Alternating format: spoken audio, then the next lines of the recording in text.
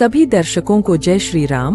भगवान शिव जी के कितने लाखों भक्त हैं, और वही भगवान कृष्ण भी बताते हैं कि वो भी शिव जी के भक्त हैं। वही दूसरी और भगवान विष्णु के भी कितने ही लाखों भक्त हैं।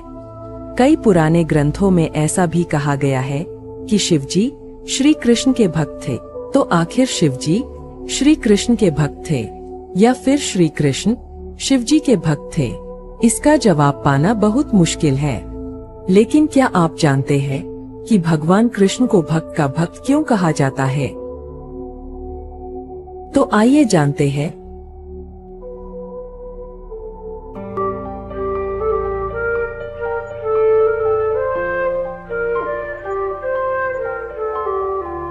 ठाकुर जी ऐसे ही है जो उनकी सच्ची भक्ति करता है, उसके काम सवारने ठाकुर जी स्वयं आते हैं।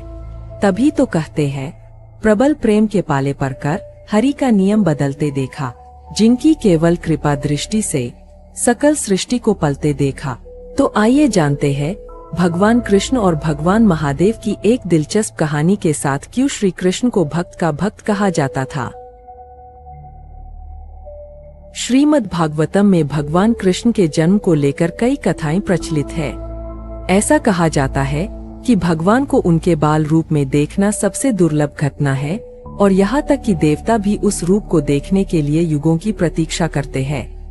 एक लोकप्रिय कहानी है जब भगवान शिव ने एक तपस्वी का रूप लिया और गोकुल में प्रवेश किया ताकि वह भगवान कृष्ण की एक झलक देख सके। इस पूरे परिदृश्य को लेकर कई भजन गाए गए हैं।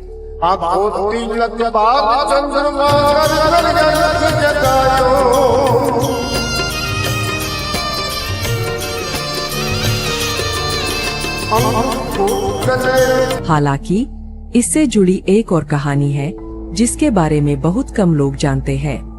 यह लिखा है कि भगवान शिव भगवान कृष्ण के बाल रूप की झलक पाने के लिए जिन परेशानियों से गुजरे, उन्हें देखने के बाद ऋषि नारद ने भगवान शिव और भगवान कृष्ण दोनों का प्रणाम किए। वह चकित थे कि भगवान कृष्ण और भगवान शिव दोनों एक दूसरे को भगवान के रूप में संबोधित करते थे और दावा करते थे कि वह एक दूसरे के भक्त हैं। ऋषि नारद ने उनसे विनती की कि वे वास्तव में घोषित करें कि आखिर किसका भक्त कौन है।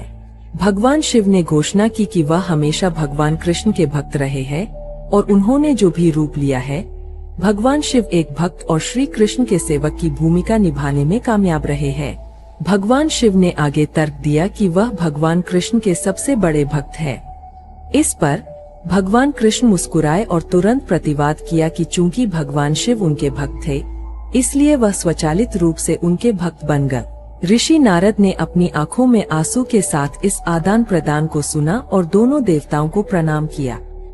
यह पहला उदाहरण था जहां भगवान कृष्ण ने कहा है कि वह अपने भक्तों के सेवक है। यह श्री कृष्ण के आसपास लोकप्रिय धारणा को दर्शाता है कि वह पूरे ब्रह्मांड के भगवान हो सकते हैं, लेकिन वह हमेशा अपने भक्तों की इच्छाओं का पालन करेंगे। जैसे भगवान शिव को देवों के देव, देवताओं के देवता के रूप में जाना जाता है, वैसे ही भगवान कृष्ण को भक्तों के भक्त के रूप में जाना जाता है। हम उम्मीद करते हैं आपको वीडियो पसंद आया होगा। जय श्री राम।